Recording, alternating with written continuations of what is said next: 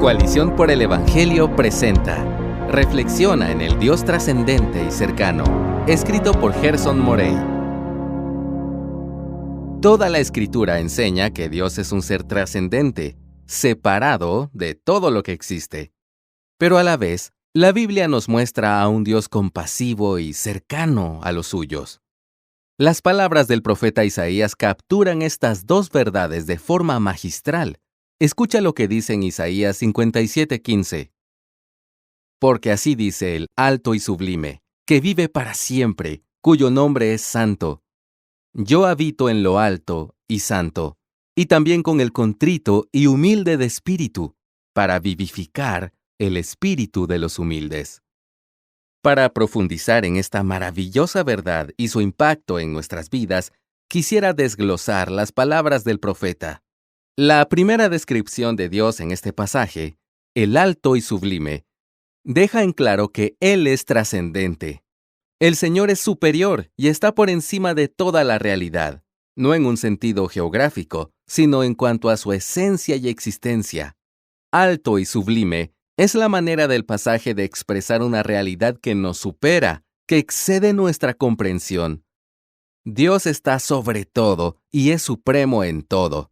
Todo lo creado es contingente a Dios, es decir, depende de Él, viene después de Él y recibe su existencia de Él.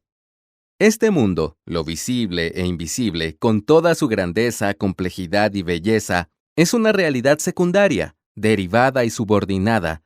Solo Dios es alto y exaltado. Dios también es aquel que vive para siempre, o como traduce la versión Reina Valera del 60, es el que habita la eternidad. Toda la dimensión de su existencia está fuera de lo temporal. El tiempo no lo contiene ni lo limita, porque, en última instancia, también la temporalidad fue creada por Él y depende de Él.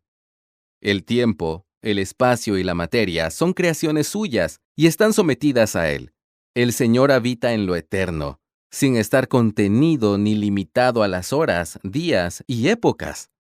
Para los seres humanos, el aspecto eterno del ser de Dios es difícil de comprender, en parte porque somos seres temporales y el tiempo nos afecta considerablemente. Así, nuestra comprensión de la eternidad es incompleta en el mejor de los casos. Es cierto que los seres humanos conoceremos la eternidad en un sentido, porque nuestra vida continuará después de la muerte. Puedes leer sobre esto en pasajes como Daniel 12:2 y Mateo 25:46. Sin embargo, esta eternidad humana se proyecta hacia el futuro, no hacia el pasado. Es una existencia infinita derivada por decreto divino, como dice Eclesiastés 3:11, y, por lo tanto, sujeta a la voluntad de Dios. Él nos creó y nos sostiene, y así lo hará por la eternidad, sea en la vida o en el castigo perpetuo. El último atributo de Dios, según se menciona en la primera parte del texto citado antes, en el que quiero detenerme, es en su santidad, cuyo nombre es santo. Ser santo significa que el Señor está libre de toda contaminación, vileza y maldad. En Él no hay impiedad, solo perfección y excelencia moral. Pero su santidad no solo es una descripción de su carácter, sin pecado, sino que también hace referencia a un par de verdades relacionadas. En primer lugar, señala el hecho de que su santidad define su carácter y esencia mejor que cualquier otro atributo, porque su nombre no es justo, amoroso o sabio, aunque ciertamente lo es. Su nombre es santo. No tenemos otra instancia en las Escrituras que diga su nombre es en referencia a otra de sus perfecciones divinas. En segundo lugar, al decir que su nombre es santo, también nos está instruyendo en cómo debemos pensar de Él y cómo dirigirnos a Él. Para que la convicción de que Dios es santo esté en nuestros labios, debe estar primero en nuestra mente y corazón. Dios quiere que la mente y el corazón de su pueblo sean dominados por la conciencia de su santidad. Estas expresiones sobre la trascendencia, eternidad y santidad de Dios son declaraciones absolutas acerca de su ser. No obstante, se debe reconocer un elemento misterioso en todo esto. Cuando tratamos de describir lo trascendente de Dios, sabemos que estamos ante algo que no podemos comprender ni explicar por completo. Lo sorprendente es que este Dios trascendente también es un Dios cercano. El Señor condesciende, se aproxima y se acerca a los suyos. El Dios alto y sublime se acerca, se rebaja a nuestra condición, se humilla a sí mismo.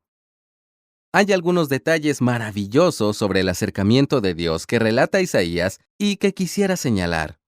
En primer lugar, el Señor es muy específico respecto al objeto de su acercamiento: el corazón humilde y quebrantado.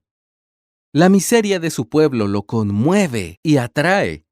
En esas horas oscuras de dolor, confusión y fragilidad, Dios viene hacia nosotros, aun cuando ese dolor ha sido provocado por nuestro pecado. Movido por su tierna misericordia, Dios se acerca a su pueblo. Aunque su omnipresencia le permite acercarse, pues aunque habita en la altura y en la santidad, también puede al mismo tiempo y en el mismo sentido estar con el humilde, es su compasión la que lo mueve hacia este acercamiento. El hecho concreto es que Dios es movido a misericordia al ver la debilidad de los suyos, así como el padre del hijo pródigo fue movido a compasión al ver a lo lejos a su hijo arruinado, como relata el texto en Lucas 15:20. La idea de habitar con el humilde también supone una situación de permanencia e intimidad. En este pasaje, habitar requiere establecerse y permanecer en un lugar para compartir algo, por ejemplo, alivio, paz y esperanza. Dios se establece cerca nuestro y permanece junto a nosotros en el dolor, el quebranto, la incapacidad y la debilidad. Así como Dios habita en una dimensión trascendente, superior, eterna e infinita, también habita con el pobre y débil pecador que se humilla ante Él. Dios se acerca a su pueblo, se establece con ellos. La cercanía de Dios con los quebrantados y humildes no es pasiva ni estéril, sino activa y fructífera. Se acerca para producir vida, ánimo y restauración, para hacer vivir el espíritu de los humildes y para vivificar el corazón de los quebrantados, como continúa diciendo Isaías 57:15. La presencia de Dios trae al quebrantado la fuerza y esperanza que solo Él puede dar.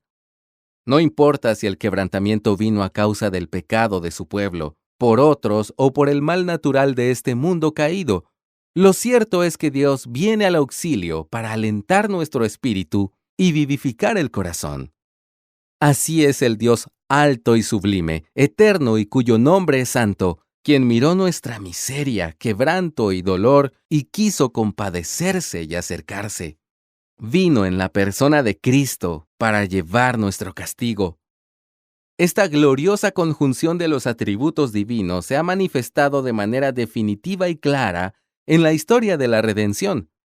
Jesús, Dios hecho carne, vino al mundo para llevar el castigo de su pueblo y sanar sus dolencias.